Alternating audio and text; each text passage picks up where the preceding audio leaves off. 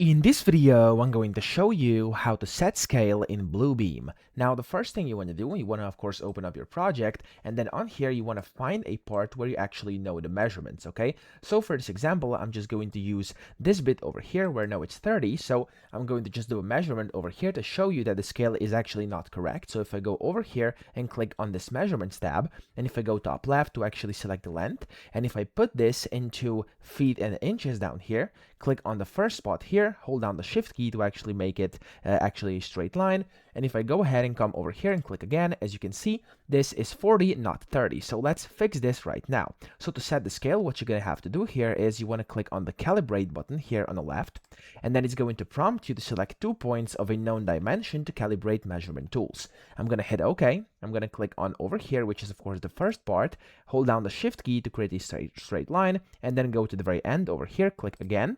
And as you can see here, it's currently saying it's 40. It's actually not 40, it's 30. So let me change this. There we go. And make sure it's, of course, in the right scale. Click on apply scale. And when you do that, there we go. You've successfully set your scale. And this is now 30 as well. And everything is working perfectly. Now, you can do this anywhere you want. This was just a quick example. I hope this video helped you out. If it did, please subscribe to the channel and help me out as well.